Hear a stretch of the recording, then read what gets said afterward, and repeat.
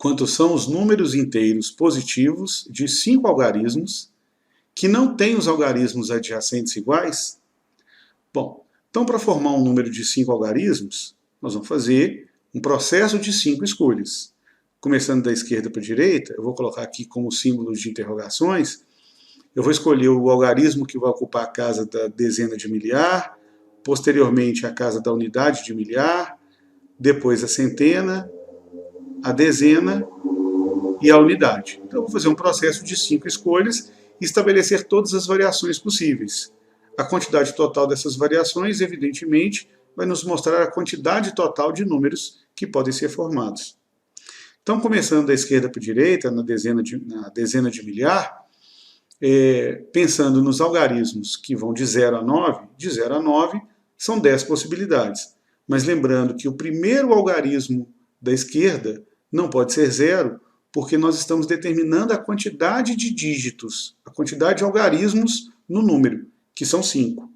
Se eu começo com 0, esse algarismo deixa de ser contado. Então, ou seja, descontando o 0, há um total de 9 possibilidades para a casa das dezenas de milhar, né, os algarismos de 1 a 9. Acontece que quando eu for fazer a segunda escolha, que é o algarismo que vai ocupar a casa da unidade de milhar, a unidade de milhar é adjacente da dezena de milhar, adjacente um ao lado do outro. Então é o caso da unidade de milhar em relação à dezena de milhar.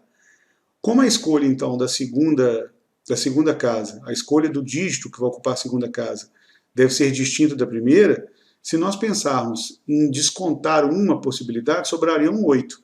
Mas aí volta o 0 como possibilidade, e aí volta a ter 9 possibilidades. Ou então, simplesmente, eu penso de 0 a 9 tem 10 possibilidades, elimina aquela que foi escolhida na primeira casa, e aí vão nos restar 9 possibilidades. Lembrando que eu tenho 9 possibilidades para cada uma das 9 feitas anteriormente, o que é o processo natural da multiplicação. E assim por diante. Quando eu for escolher agora a casa da centena, a centena é adjacente da unidade de milhar. Então eu vou ter aqui 9 possibilidades, que é qualquer um dos dígitos de 0 a 9, que são 10, menos aquele que foi escolhido na casa ao lado. Observe que a centena com a dezena de milhar, elas não são casas adjacentes. Ela poderia repetir ou não repetir.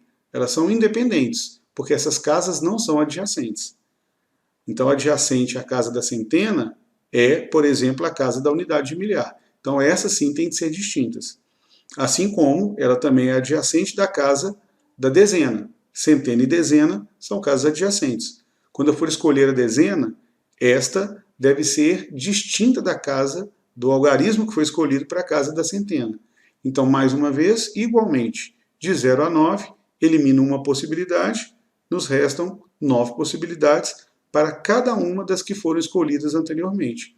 E o mesmo processo da unidade em relação à dezena.